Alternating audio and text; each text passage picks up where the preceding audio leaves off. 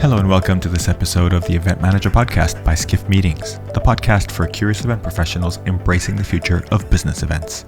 My name is Miguel Neves and I'm the editor-in-chief of Skift Meetings. And in this episode titled Innovation as the Driving Force Behind Sustainable Growth, I have the pleasure of speaking with Ángeles Moreno, Country Manager Spain for AIM Group International.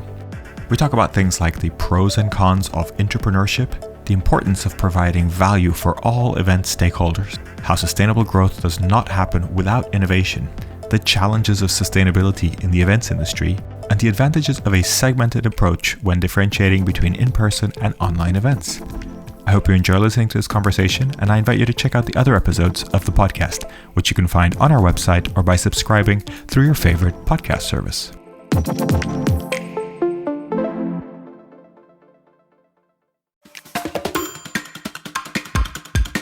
Hello, everybody. Welcome to this episode of the Event Manager Podcast by Skift Meetings. I am super delighted to have my friend Ángeles Moreno, Country Manager Spain of AIM Group International, join us today. Ángeles, thank you for joining us for the podcast. Oh, thank you for inviting me, for having me here. You're very welcome. Looking forward to this conversation. As with all our podcasts, I'm going to jump straight in and get you to introduce yourself. And you can start wherever you want to start. Maybe where you first kind of got introduced or sort of understood the events industry, and take us through your journey, how you got to where you are today. I know a little bit about your journey, but I'm sure you're going to mention a few adventures along the way that we can unpack and kind of take some learnings from as well. Oh, thank you. I'm an executive, so I'm a person that runs companies already for many, many years. And I started in the somehow not only the events industry, but more hospitality, tourism, and then landed somehow into the events industry many years ago. So my family already worked in the hospitality and tourism industry. My father was an entrepreneur and was also an executive in this industry. So somehow I had it in my family for many, many years. I grew up, I was born in Madrid, but I grew up in the Canary Islands, and then I studied in a German school and I studied University in England. So somehow, a person from the universe, and this is how I became what I am today. And I think, and I'm going to go into your next question, I think. So maybe I better stop talking and let you your space. No, don't worry about the questions. They're just there for guidance. So we give you a bit of a journey. But I know you've you had your own company or you had multiple companies yourself for a while.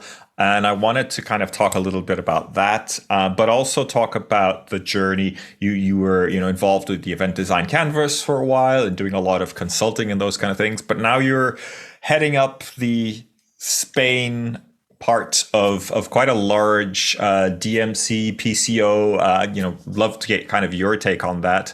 And I think the thing I'd really like to talk about is the journey. Like, why do you go through these things? And I see a lot of people who have their own company sort of do that forever. But I have also seen a trend in the last few years of people who say, actually, I don't know if that's right for me. I'm going to do something else and be part of a bigger organization. It sounds like that's what you've done, but I don't really, would love to get into kind of the reasons behind that and the kind of that journey.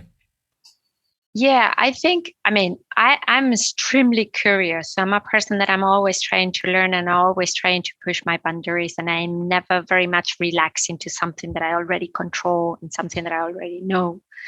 And it has been, I started with my first business before the 2000s. So I was 25, 6 or something like this. And it has been like a long, long journey of entrepreneur.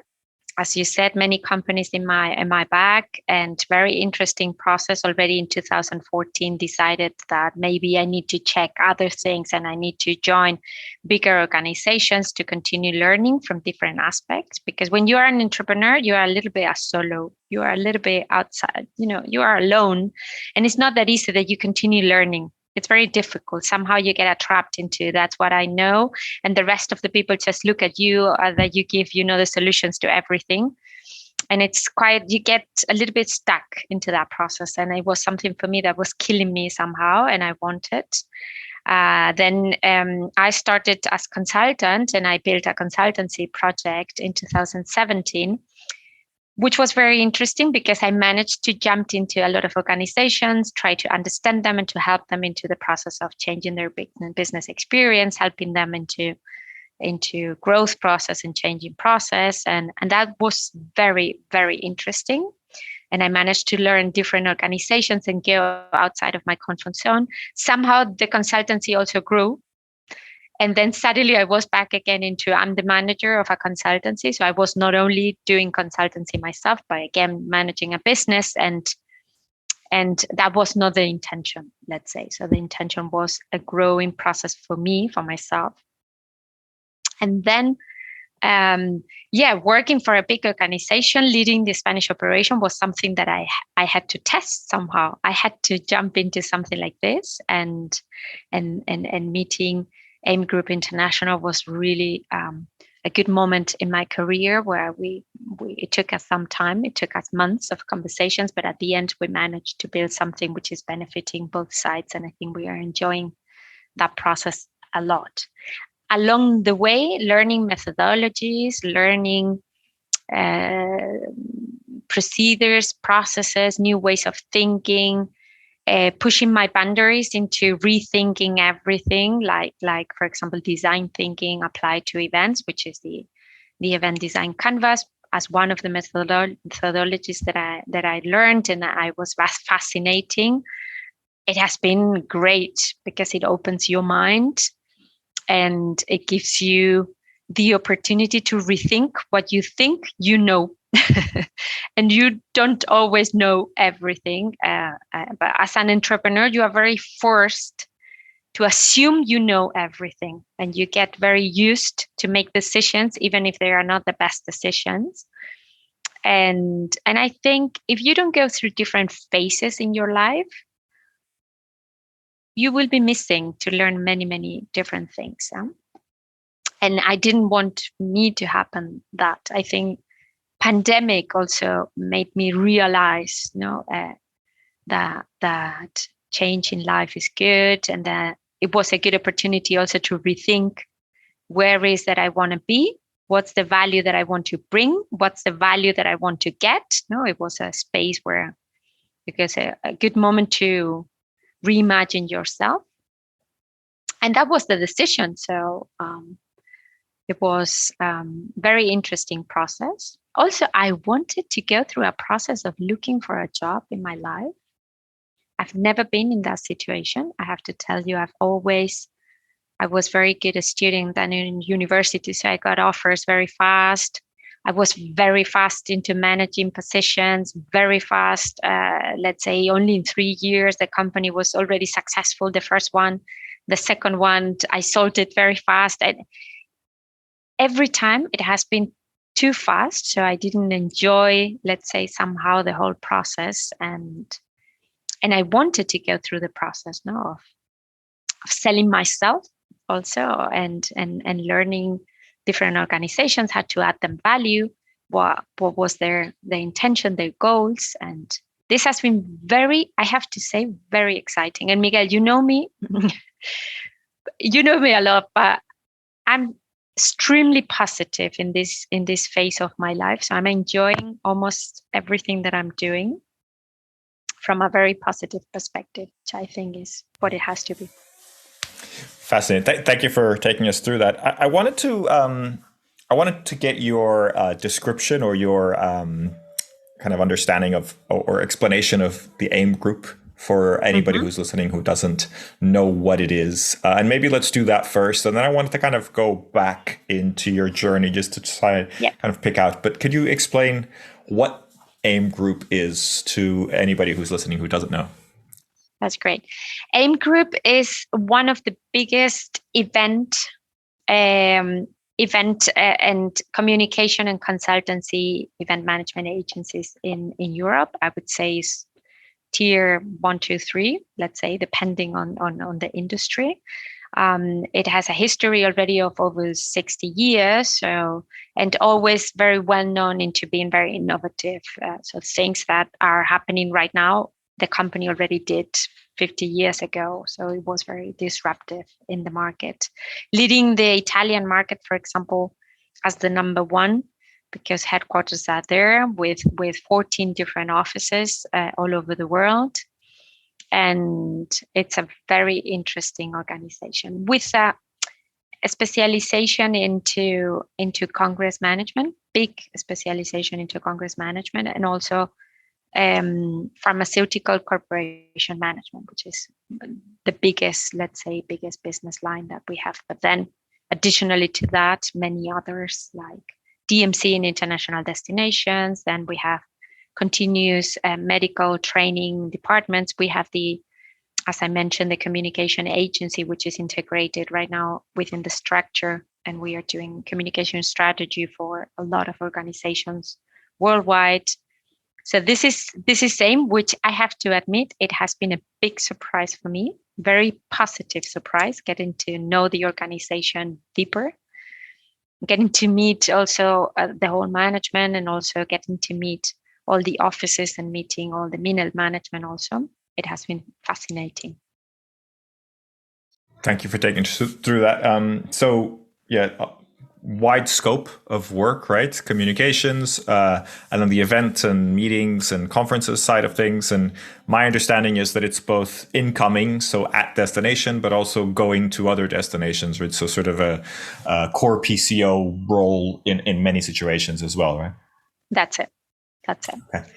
So going back a little bit to your journey, entrepreneurship, all the different consulting, I just wanted to kind of get your view. Is there anything that you would particularly highlight? You mentioned you have a lot of tools and a lot of the experience of sort of picking up and being curious and kind of grabbing from different sectors. Is there any one or any collection of kind of tools or methodologies or things that you've done that have impacted you the most, that you find the most useful, that you can use today?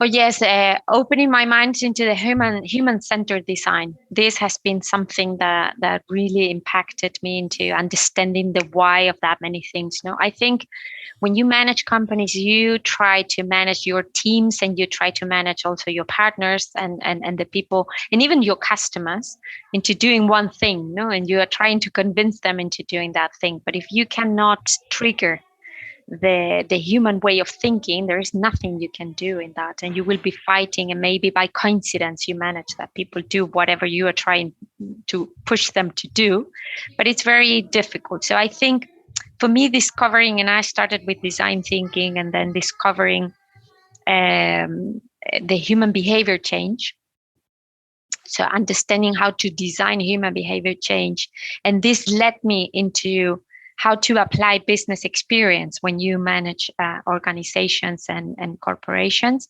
has been something which has changed myself completely from A to Z. I mean, incredible.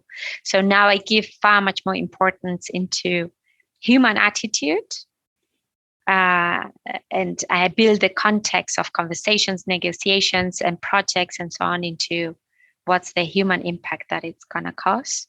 And I have to say, I'm far much more successful right now into achieving goals, which has been a struggle sometimes in the past. Thank you. That's really interesting. And throughout your journey, it sounds, at least from what you've described, that you've really stayed within meetings and events. Did you ever consider stepping out, going in a different direction, joining a different industry, through the pandemic or any other time? Well, through the pandemic, but already before the pandemic, I started working. When I say my company, we already started working with different type of organizations, with corporations in different sectors. Somehow they were getting in touch with us with the intention of let's say, improving their stakeholder engagement somehow. And we have been working to the retail industry, for example, into the real estate industry. We have been working into venture capitals industries also. So we have been dealing with different type of organizations somehow. So when I made the decision during the pandemic to stop my entrepreneur life and jump into being part of a bigger organization, I was very tempted to leave the events industry. Very tempted, I have to say.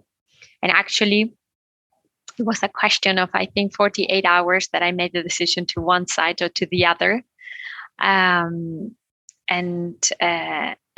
Because I got very interesting projects also outside of the industry, which were interesting. And for me, in my level of curiosity and always pushing these boundaries and so on, it was something interesting at that moment, saying, oh, let's open, like a new challenge, and let's try to grow within a new industry or within a new sector. No?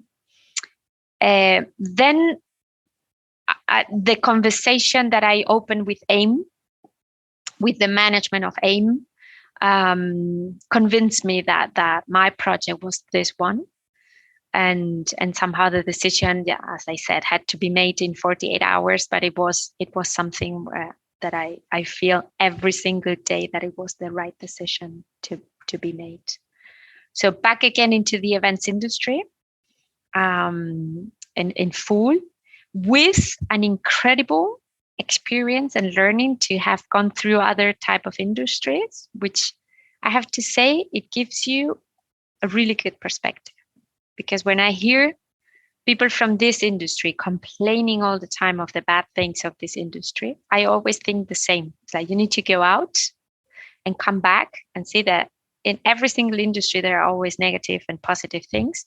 But if you concentrate on the positive things, you manage to grow the industry and you manage to grow yourself as a professional. And I think there are a lot of people that need to go out and then come back, because you bring a different perspective, which is very enriching.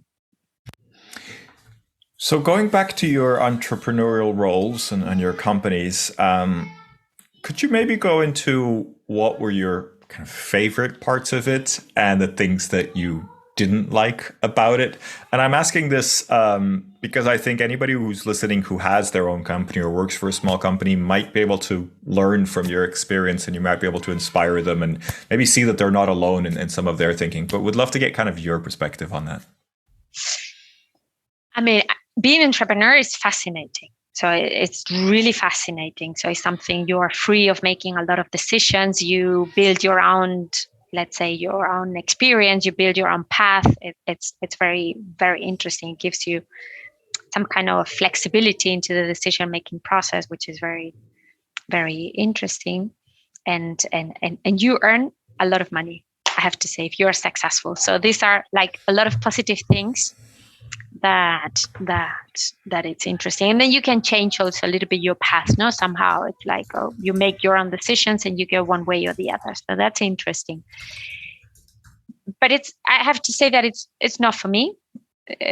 Funny enough, I've been an entrepreneur for 20 plus years, and I somehow understood that it was not for me. I was not enjoying to the fullest the situation.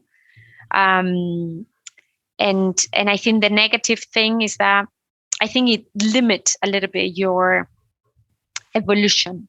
So you need to be, as I said, you need to make a lot of decisions. You're always the go-to person for everybody in your team, in your partnership network, in your customers. So you always need to have like the final decision on everything. You need to be on top of everything, and that limits a little bit your expansion. And at least it was my feeling. You kind of concentrate in something very specific. If you manage to surround yourself very good, then maybe you can grow in different areas, but it's kind of a risky situation sometimes. This is somehow my feeling.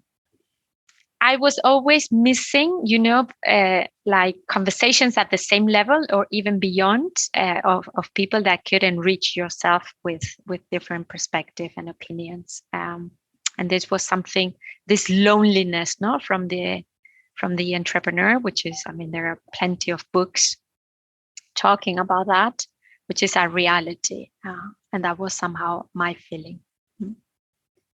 It sounds like you need to create an event for entrepreneurs to connect them You and to make see? them less alone, right? So I think maybe there's an opportunity there.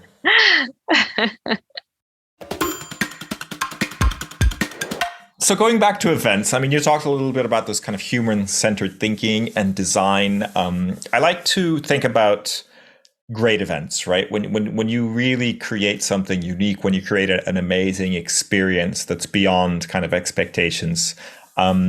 In your view, what does it take to really do that? Is the yeah, I know, events are different. There's large events, there's small events, there's all sorts of things. But are there unique traits of a really great event? When you take an event and you go from something that's good to great, that you can, in your experience, are universal to those events that are truly great?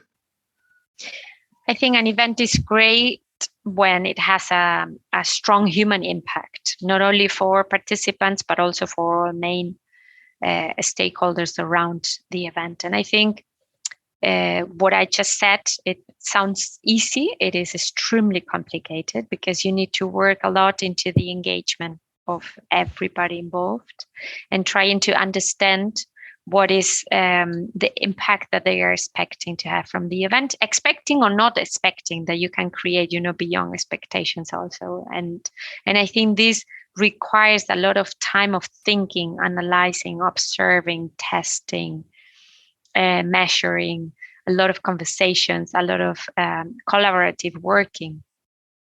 And normally events are not equipped with a lot of time around. And I think the focus in many times is more in decoration, if I explain myself good, and to a lot of production, a lot of a lot of luxurious things and food and great speakers somehow, but it's not that much into the process of changing.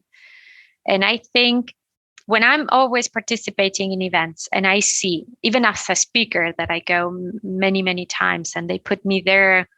I was recently in Italy and I was put in a stage, fantastic 20 minutes of conversation about change and human behavior change and the impact of change. And then the people came back to me, when I left the stage, and they were, oh, it has been fascinating, the conversation and everything. But you know what? When they leave that space, they don't know how to do it. And if you don't know how to do it, you're not going to do it, because you come back to your own reality, and then it's only like a good memory that keeps in your mind. And it will be maybe one person out of 100 that will be triggered to continue learning and continue understanding. So the value of the event is almost zero. And that's a reality. If we manage them to connect to each other, to do business and to do and increase their networking, then the value is a little bit more. If we manage them to learn something, not only to apply, but also to learn, maybe the value is a little bit more, and so on and so on and so on. But we are not designing the events to provoke somehow this value or this change in people. And at the end, that's the strongest value. The value is that the event leaves a legacy in the destination. The value is that everybody that is participating in the event, from sponsors to politicians to institutions, whatever, that they get a value out of that. And I think we need to design the event in that process. And maybe it's less investment in production and luxurious caterings and all these things, more into timing and invest, put more time into that from everybody that it's involved in order to create something that is bringing them all value. And I think we are not doing that. So simply is that it's very strange that you go to an event and you leave the event and you say, "Ooh, this has really changed my life." No, somehow this is, I've met the persons that is going to lead me to go to a different universe. I learned this, but I know how to apply, and my attitude is completely different, and my life has moved to a different hemisphere. No, that's not that easy. You mentioned that we're not doing this. Why are we not doing this? Is it just because it's hard and it takes a lot of resources, or are there any other reasons why we're not able to achieve this kind of success? I think my impression, and I got this impression when I worked these 6 years as a consultant, that I managed to go outside of the event industry. Okay. Because from inside, you don't see that. You need to go out and be in boards of different type of organizations that they don't work in events. They work in different things and how they speak of events. So it's very important, no, to get their perspective. I think an event in the majority of the cases is something executional. It is like the highlight of something, that it's just the execution of something, and it has to be nice because it has to be nice. It has traditionally been nice, and I don't think they think on a longer journey from the event. The event starts and happens and ends in a very specific time frame, and that's it. And we don't invest that much thinking into, that's a full process. No, the full process is more into marketing, into human resources when we are talking about talent management strategies. It's more into different areas of the organizations. And then when they come to a point where they say, let's do an event, which is starting today at 9 and it's finishing at 3. And that's it. It's done. The rest goes into the responsibility of different areas of the business. If you look from outside. If you look from inside, in the majority of the cases, professionals in the meetings and events industries are more logistic people than thinkers. So they are more executional people, fantastic, incredible people that they do possible things that are very difficult to execute, but less into thinking. And that's a whole value chain. So it's not only their fault. They already get everything super late with a very painful decision-making process and so on and so on. So at the end, everybody runs into making this happen from 9 to 3, done. And that's it. And we work with emotions, because I think everybody has a clarity that we are talking about experiences and emotions. But they just happen from 9 to 3. And that's not enough for humans, for the human brain, to execute and act in a different way afterwards. It's almost impossible. It's not enough time for that to happen. I think that's a really interesting point. So it's really the siloed approach that is a big barrier to creating these successful events. Yeah. Have you been part of organizing or been a participant at any events that have been able to achieve this? What events have you been part of that have really been great in your mind? Do you have any examples?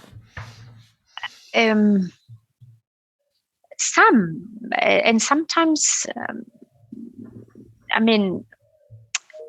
remember I was part of the organizing committee of this European conference from MPI that we did in, I forgot the destination, but it was in Holland.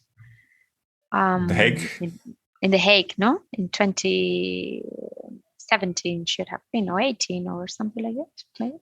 I think it was 19. Yeah, I think it was 2019. Yeah. And I think the whole process and the way we organize everything and how we engage with that many people that were involved, it was somehow transformational. And then the continuation didn't happen, I think, in the same level. So at the end, and then COVID came and that many things that impacted somehow the whole process. But I think this is somehow transformational. I think there are some transformational events. There are some people that are very much engaged into community events, and they continue being part of the community because the events are the moment where they get together and they reinforce their networking and their learnings, and they continue growing and building in that sense. I think there are some. I don't think we measure the impact, and it's very difficult to demonstrate the value. And when you don't demonstrate the value, it's very difficult to say this is a real industry and it brings that value to organizations to grow and to continue and to drive, somehow. So I think there's this missing element that we need to go into that. Absolutely. So, in your bio and in the way you describe a lot of, the journey that you've been on, there's a lot of mentions of innovation and growth. And I wanted to take a moment to really get your definition of those two words or those two concepts and give us an understanding of how we can get there, particularly using events or event experiences to achieve or to innovate or to grow. Could you kind of explore that topic with us a little bit?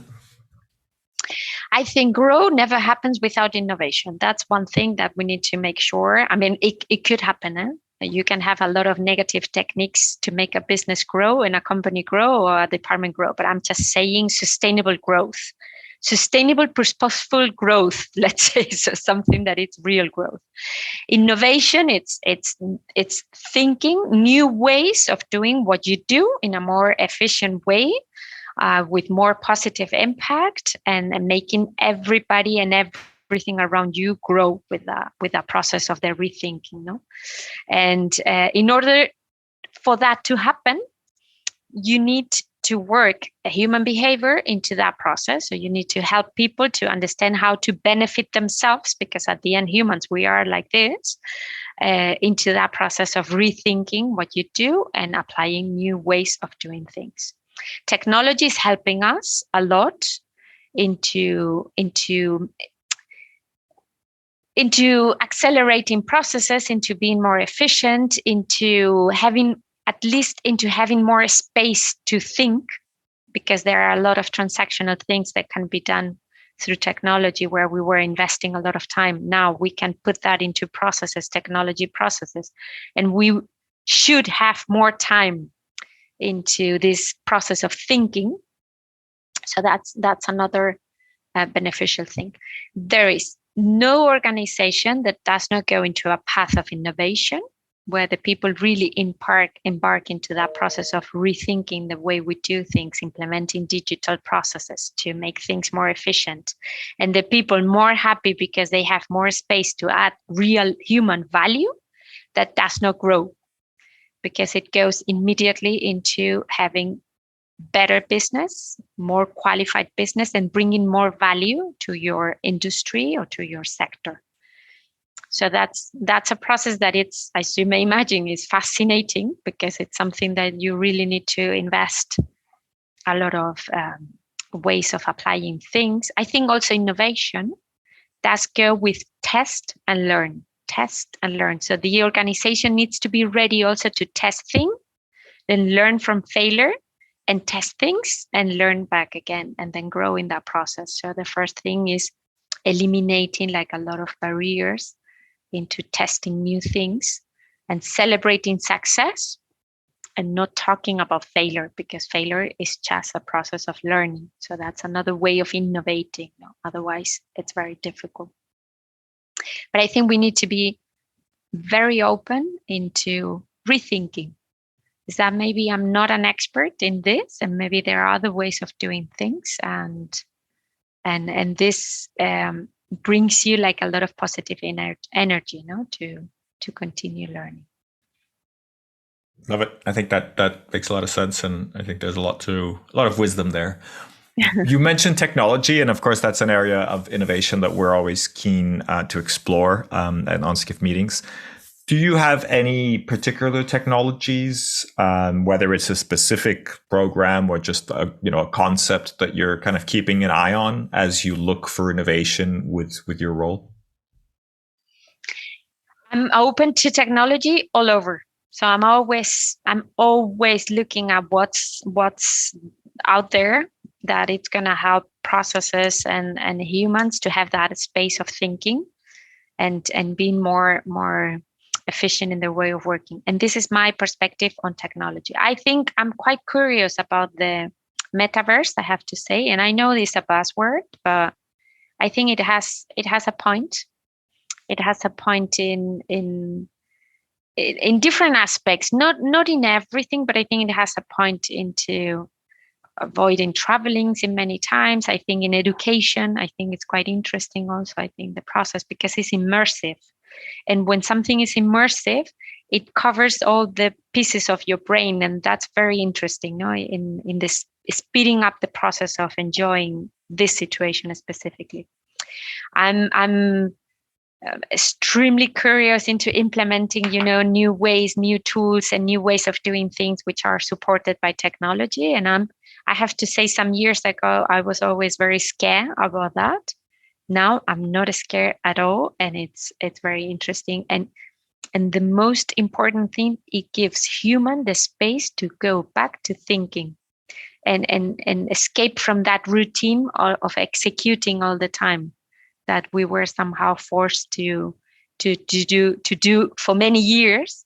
And then suddenly you have a way of doing that, and you can have that space of grow, and thinking. I think it's very interesting also, technology in many aspects into the positive impact to the planet. I think it has a point also, so we need to also integrate that process in our way of thinking to be less or damaging less, the whole world, the world and the humans, that we live in the world. I think it's an interesting time for the events industry, because obviously sustainability is super important. It's probably one of the, if not the biggest challenge we have. But it's tough, right? Because we are an industry that wants to promote travel, wants to promote people getting together, and to be really sustainable. That can't be part of the solution, or it's hard to have that part of the solution. And, there's a lot of arguments for or against that. Where do you stand on that? Can we really talk about being sustainable when our core mission is to, part of our core mission is to get people on planes and to meet and gather? That I think, yes, we generate a negative impact with that traveling. We can be a little bit more sustainable in the way of traveling, that's for sure. But I think we are missing the opportunity of the extremely positive impact we can generate when we get together. And I think we are not using, to compensate many, many different things, we are not using that aspect in to the fullest. I see so many meetings, where you put together really good brains, incredible people making changes and deciding things, and then the destination that's not get anything out of that, just the disruption of getting 10,000 people in your city, when you try to go on the bus to take your children to school, and then suddenly you have 10,000 tourists in your city. And we are not using that positive thing that events can bring somehow, which is talent sharing, knowledge sharing, even community building, community work, and that many different things, that we are a little bit greenwashing still in that process. So we need to really believe in that. On the other side, I have a theory, Miguel, you're going to kill me with this now, but I'm not 100% convinced that online events are events. Okay, this is my theory. So yesterday I had a meeting with someone in my country, which is very influential in this industry, and was trying to tempt him to do a think tank into thinking a new name for online events, which are not events. Okay, so how can we create a new category that came out of the pandemic, which is an innovative process, but to separate events, which are human encounters, to online which are different type of things, and less impactful, less negative impactful in the process of traveling. And that's our reality. But when we don't meet, when humans don't meet, decisions are not made in the same level. And I think we need evolution, as humans. Do you feel that is just something about human nature, or is that a learning thing where we could get used to it and could make good decisions in online experiences? I think it's human nature. If humans will be changed in a future, I don't know. So I'm not going to be here to to see that. But I think it's human nature, and I think we all realize how difficult somehow it was, how different it was when we were isolated in our houses. And I'm just talking not only about the professional life that could be somehow more or less been very decent managed in an online environment, but I'm just talking about family, friends, and that many things. I think what you get when you meet, when you look into the eyes and you see that person. Maybe it is not necessary that we meet every single time in face to face, but when we meet, we do incredible things together. And I think it's I was reading a book the other day from how's the name? Harari, is that? From the evolution of the human, and it has been since ever. So the difference that we have with animals is that we meet together, we make decisions together, we have conversations, and then we get the next level and the next step, and that's very interesting. Interesting. I don't know if this is going to change, and maybe the education of our children in the future will be completely different. It may happen, but I'm not going to be here to see that. I think it will take time. I think it's definitely much more natural, just like it's more natural to use a mobile phone. It's always been part of young people's lives. I think for the young people now, online events or online meetings will always have been part of their lives. So it's probably quite different in that sense. I'm not a psychologist. I don't know enough about that to comment on on whether we can change or not, or whether that can be a different thing. But I tend to agree with you in terms that it's different. I think events are, it's a broad term that we use to call a number of different gatherings, and an online experience is never the same as an in-person experience. I fully agree with you there. It's additional, so I don't think they need to fight at all. So I have, for example, in my house, I have a teenager. Okay, my eldest is a teenager, and as you said, she has grown up with technology. I mean, under the pillow of it's incredible, and they speak all the time, and they are always connected and somehow. But you know what's the highlight in her term? You know what's the highlight? When they do a party at home and they come all over here and they go to the swimming pool and they spend the whole afternoon in the swimming pool in the garden. And this is the highlight. And maybe they do it 3 or 4 times a year, and not that many times. And at the end, this is what they remember, and they take pictures, and then they continue online with the whole memories. But the reality is that they still get together and they enjoy a lot being together. And I think that's a big element. And they are very young. Huh? They are. Yeah. So definitely says something about human nature. And even though the technology is there, it doesn't mean it's there to replace the face-to-face connection, right? So thinking about bigger picture challenges, are there any challenges that you're seeing up ahead? Maybe any less obvious challenges that you're kind of thinking, this might impact us, that are important for us as an industry to be discussing or to start discussing now? As we were just discussing, I think it's extremely important to create a specific concept for online experiences and equip them, with everything, the whole value proposition that they are bringing, and also events on a separate segment. And I think if we don't do that, we are going to be super mixed, not understanding exactly the value that each of them bring, because they have different objectives and they have different achievements, and they are there for different purposes. So they cannot be called the same. And I think I was the other day in an event, and I was hearing also technology people, and they have been very successful the last 2 or 3 years. And obviously they are somehow, very, very, very brave into bringing their opinions. And they were somehow like thinking that this could be the replacement. And I think they are completely different things. And if I look, for example, at the experience that you have when you go to a restaurant, and if you think that a restaurant is competing against the delivery, they are completely different experiences. So if I want to really enjoy an experience in a restaurant, this cannot be replaced by a food delivery at home. Food delivery has specific requirements and a very specific context. I'm at home already. I don't know, it's rainy. I'm already in my pajamas. And I'm just thinking, listen, I want to have that. And because I want to have that, but I don't want to go. It's not the moment for me to go. I'm going to ask for that. So at the end, you cover part of the experience, but not the full experience. And I think, and there should be people for everything. I live outside of the city, 30 kilometers outside of the city, and I'm not going to travel to the restaurant every time. But I have a service that it's bringing me food to my house. Okay, great. Then I'm going to be a very good customer for that type.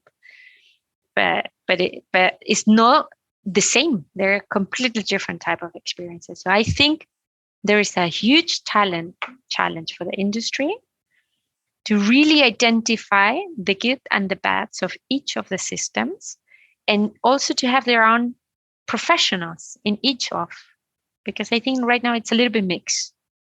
I do events, then I do online events. I do online events, then I do events. Then, you know what I mean? So it's somehow I see like in kind of a fight. They are not a fight, because if we are trying to transform human behavior, we need a lot of impacts on that human to change behavior. And some will be online, some will be physical, some will be, you know what I mean? So it's somehow a collaboration of all the tools. Do you feel that then we need different teams to be working on the online events and the in-person events? Oh, yes. I think some could be together. So some, obviously, the teams that understand the needs of the organization, of the communication of the organization, the team that understand also the participants, the type of participants, all this type of things. But then they should be separate, because it's different things. I think we have that challenge as an industry. I think we have also the challenge of talent, which is not only a challenge for our industry. I think it's impacting worldwide in all the segments. And I think we need to create more sexy business to attract and retain, the right people. And I think that's a big challenge in that process. We need to be open also to more senior talent, which has not been traditionally something for the industry in many occasions. And I think we need to change our mind into that in that sense. Because if it's difficult to attract young people, then we need to attract senior people. But the industry cannot stop. So how do we make them successful now also when they join our organizations? So very interesting.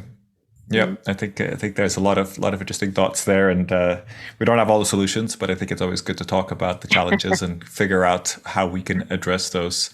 In terms of the kind of big challenges, is there anything that you would change in the industry, like a specific thing that you think would help alleviate these challenges, that if you could change, you would?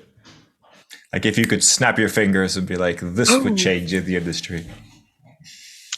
I would put more, more positive conversations into. I think we are extremely, let's say, it's incredible. This industry is amazing. And to be honest with you, I've been outside for many years, and I come back, and this is, as we said in Spanish, we said, it's warm here inside.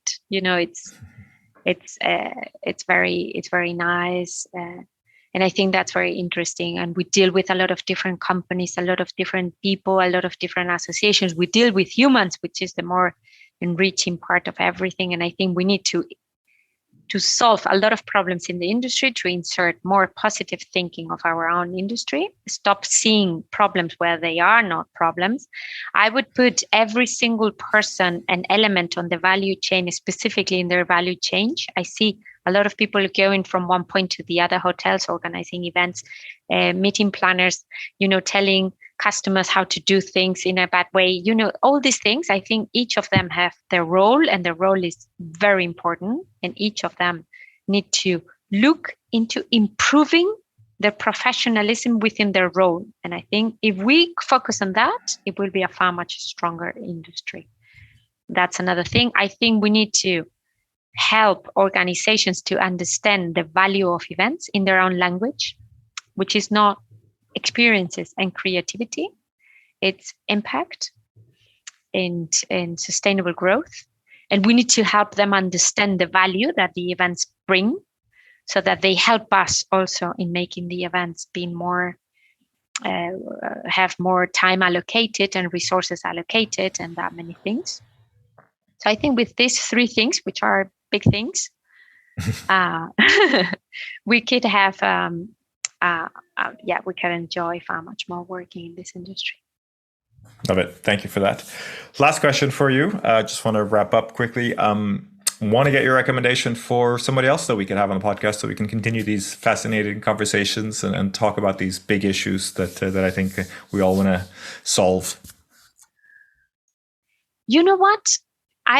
During the pandemic, I set up a female network, which is event marketing strategies in big organization in EMEA. And we managed to have around a little bit less than 200. I think we are around 170 something or whatever. I don't remember exactly the name. And we had incredible conversations with women that were leading event marketing in their own corporations, with their struggle of not being enough empowered or not being enough listened, and then fighting with sometimes a value chain of suppliers that were not 100% understanding their position within organizations and so on. We had incredible conversations, but I would highlight one person, and I hope she's not killing me after that because I didn't tell her anything.